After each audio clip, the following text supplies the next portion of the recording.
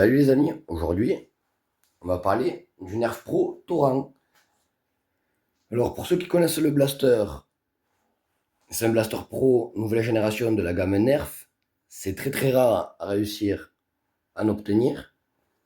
J'ai obtenu le modèle mécanique nouvelle génération, je n'ai pas eu encore le Strife X. Sur ces modèles-là, ils ont changé les fléchettes. Au lieu de mettre des magazines classiques, ils ont mis des magazines d'angle, exactement les mêmes que les workers, je vous montrerai après. Le blaster en lui-même, il y a un plastique assez cool, mais je trouve le design assez bizarre. La sécurité, le bouton de désenrayement, on tire un peu fort, on a un accès à attache crosse, un rail Picatinny, une trappe de désenrayement. Et ce qu'il y a de bizarre quand on arme, c'est la partie entière qui est amovible. Du coup, suivant les modèles de crosse, ou suivant comment on épaule, on se mange ça dans le menton. Déjà, mauvais point. Second mauvais point, les gars, c'est des gammes pro. Pourquoi vous avez mis des canons plastiques? Bon, à part ça, le blaster a l'air de claquer plutôt fort. Tous les autres modèles proches à présent, on a des canons internes aluminium. Second point négatif, il ne possède pas le slam. Le chargeur de 15 fléchettes est joli esthétiquement parlant, mais ils ont voulu faire un truc assez joli avec un anneau. On prend ceux de marque Worker, donc les marques professionnelles. Ils font la même taille, sauf que celui-ci on met 18 darts au lieu de 15. Ça c'est le second point. Après maintenant, on va passer à la munition.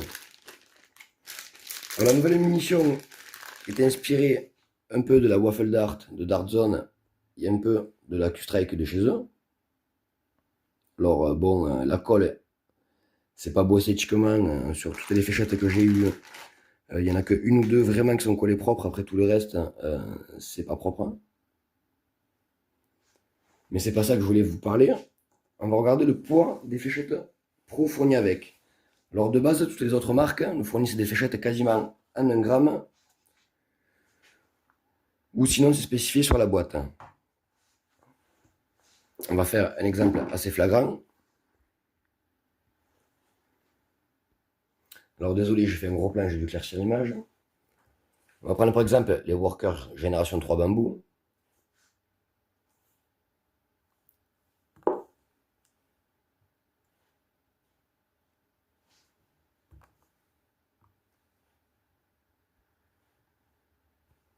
Ils font quasiment tout 1 gramme. On va prendre les bambous Dart Zone Nitro Shot.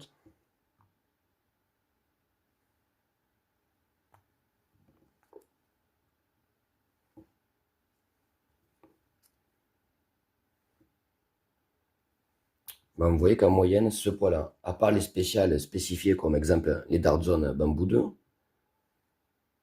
qui font que 0,75 grammes. On va voir le poids des fléchettes pro. 1 gramme 3, 1 gramme 0,5.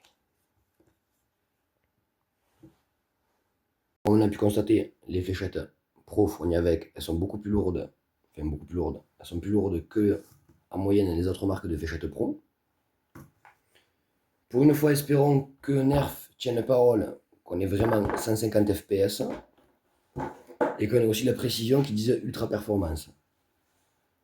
Donc c'est parti, on va faire un petit test de tir, mais avant ça je vais vous faire quelques plans sur le blaster. Alors pour le test de tir, j'ai fait cette sélection de fléchettes pro, donc les Nerf Pro, Dart Zone Nitro Shot Bamboo 1 gramme, les Workers Génération 3 1 gramme, les T-Traceurs 238 Dragon Dart Azur, ou Dragon Dart Azur suivant où vous les trouverez. Et pour finir, les Dart Zone Bamboo Génération 2 en 0,75 grammes. Donc on va bien voir si déjà Nerf ne mente pas niveau FPS, si on est bien à 150 FPS avec la munition de base.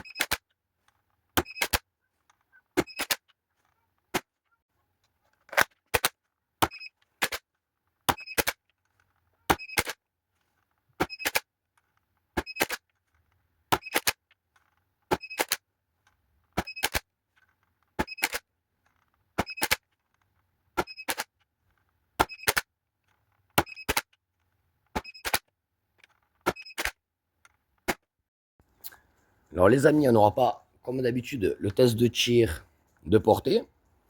Parce que le blaster est patateux, il fait entre 37 et on va dire 40 mètres en cloche. L'inconvénient qu'il y a, c'est que vous allez le constater sur la cible. De base, il n'est pas ouf. Donc pour le test tir sur cible, je vais rajouter une crosse. Pour essayer d'être plus stable, pour faire des tirs, entre guillemets, plus droits et posés. On va tirer un chargeur de chaque. Avec les workers, les dart zone, nitro shot, les bamboo 2, les dragons d'art azur. Il n'y en aura que 15 tirs classiques de nouvelle génération pro de Nerf. Du coup, c'est parti. C'est parti, on se trouve entre 12 et 15 mètres. On va commencer avec les Nerfs. Bas de la cible.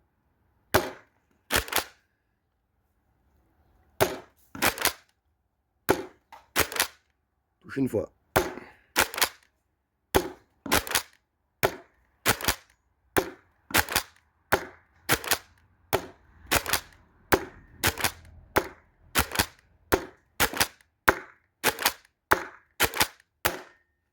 Bon, les Nerfs pro officiels, c'est pas ouf, comme vous avez pu constater. Et les workers.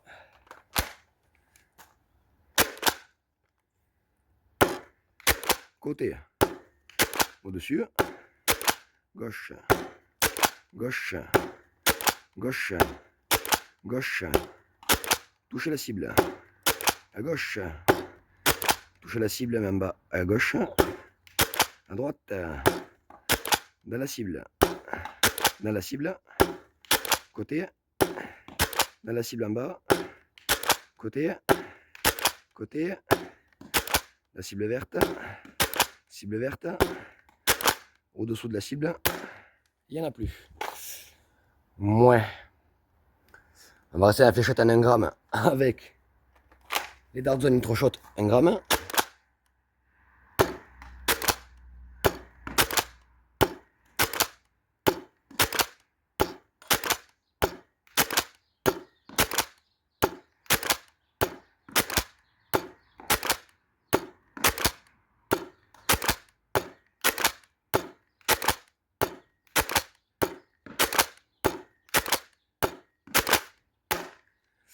Bon, c'est un peu mieux, mais c'est pas ça. On va passer dans les sous-dosés de dart zone en 0,75 grammes, les bambous 2. Alors là, il y a plus de patates.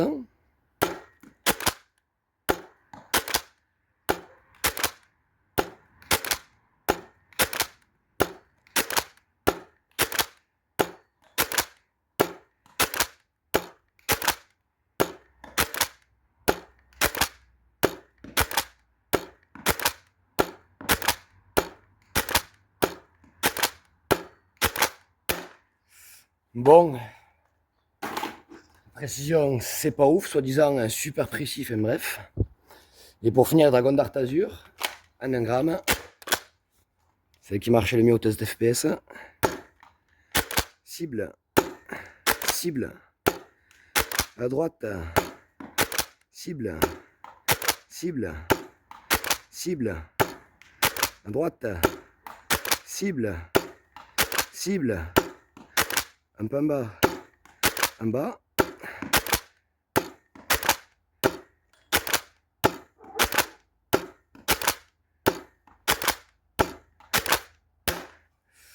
Voilà, donc comme vous avez pu comprendre, le blaster, tel que, avec quasiment 80% des fléchettes pro qu'on peut trouver sur le marché en France, c'est pas ouf. Il y a des effets pourris, c'est nul que ça ne peut plus. Alors désolé que les chiens ont aboyé, je disais c'est quand même scandaleux qu'un blaster soi-disant pro nouvelle génération avec des performances soi-disant super impressionnantes, mais les munitions pro standard, c'est pas ouf. Il n'y a que les munitions sous-dosées en poids, ou vraiment les pros qui coûtent vraiment un bras, comme un dragon d'art azur, qui font des performances assez correctes avec le blaster. Mais de base, le blaster a vraiment une précision comme un blaster type Nerf Elite. On va refaire qu'un chargeur avec 7 bambou d'art génération 2 et 7 dragon d'art azur. C'est parti pour les 7 dernières. Alors des fois c'est un peu tout ou rien, je vous préviens en avance. Toucher. Toucher. Toucher. à gauche de la cible. Toucher. Toucher. Toucher. À gauche. Toucher. Toucher. Toucher. Toucher. Toucher. Toucher. Et il n'y en a plus. Du coup, c'est pas une précision de ouf. C'est une précision, on va dire, assez correcte. Pour moi, ça vaut pas sa place en gamme pro, mais en semi-pro. En comparaison, vous prenez des Dartzone Ion Pro X. Même si vous ne prenez pas les pièces pour les upgrades, de base, ils sont autant performants que ça. Et en plus de ça, pour le même prix que celui-ci de blaster, vous pouvez upgrade des blasters super balèzes niveau rapport qualité-prix, comparé à celui-ci. Alors les amis, ce qu'on peut dire du blaster, c'est que, bon, il est pas ouf.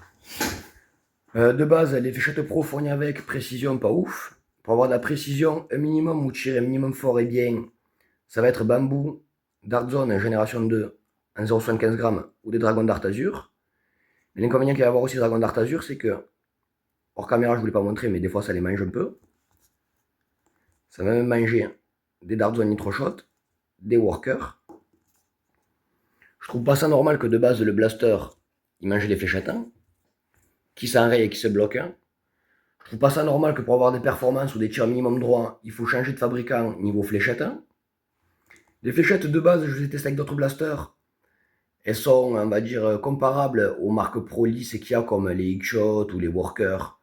Honnêtement, c'est pas trop mal, mais c'est le blaster qui est mal configuré. Est-ce que vous trouvez normal que pour faire un test de tir posé, il faut mettre une crosse, changer la munition pour faire des résultats corrects? Je trouve pas ça normal du tout, ça me dégoûte un peu quoi. Après le blaster en lui-même, bon, je ne mettrai pas en gamme pro pour moi, je le mettrai en semi-pro. Vous avez vu les performances et les tirs, ils disent super performance, super FPS, machin. Il n'y a aucun des deux de base. Pour faire quelque chose de base, comme je vous dis, il faut changer absolument la munition et mettre une crosse. Voilà, donc j'espère que je n'ai pas été trop dur avec le blaster. Après le blaster, bon, c'est le premier de Nerf Pro à mécanique. Espérons que les prochains modèles Pro soient beaucoup mieux ou qui pensent à mettre des canons internes aluminium comme tous les autres fabricants jusqu'à présent. Qu'ils arrêtent de vouloir simplifier les systèmes avec les systèmes comme ils ont fait en essayant de copier un peu l'intérieur du Ion Pro. Parce que c'est pas au point, ça mâche les fléchettes. Le chargeur d'angle, c'est chouette, mais le système il est passé incruvé dedans parce que même des fois avec le chargeur de base ou le chargeur pro, on bloque les fléchettes, on mâche. Le bouton de désenrayement, honnêtement, il sert à rien. Même en appuyant dessus fort de toutes mes forces, même avec une tige métallique, en essayant de tirer la culasse en arrière, ça bouge pas. On est obligé de forcer le mécanisme en avant pour après appuyer sur le bouton que ça déverrouille, qu'on puisse ramener la culasse en arrière. Donc dans tous les cas, il faut forcer en avant. Du coup, dans tous les cas, le joint qu'il va y avoir dedans, il va prendre cher sur la tige qui est au fond là qui pousse les fléchettes. Je trouve pas ça normal que pour avoir des performances avec le blaster, on va être obligé de le démonter, changer le canon plastique, mettre un canon métallique un peu plus long pour pouvoir déjà gagner la précision de base avec le blaster, quitte à perdre 2-3 FPS, ou pour pouvoir y mettre des scars. Aussi sur la boîte, ils mettent Rai Picatinny. J'ai constaté que c'est pas du vrai Picatinny, ils nous ont encore menti. C'est du Rai Tactique Rival. Donc du coup, aucun équipement utilisé à part une lunette Rival qui n'est pas précise ou trop réglable du tout. Enfin voilà, par tous ces petits points négatifs, pourquoi vous avez fait ça les gars? Quand on regarde le Strife X, c'était la munition qui était foireuse. Le Sanders, je vous le montrerai dans la semaine, c'est beaucoup mieux comparé à ça. Enfin voilà, le blaster, bon, j'en suis un peu déçu. Mais moi qui suis modeur et qui upgrade les blasters, c'est pas trop grave parce que j'ai de quoi corriger les défauts en le modifiant. Mais c'est pas ce que je cherchais de base avec cette gamme-là. J'espère que le test vous aura plu. Je vous dis à très bientôt.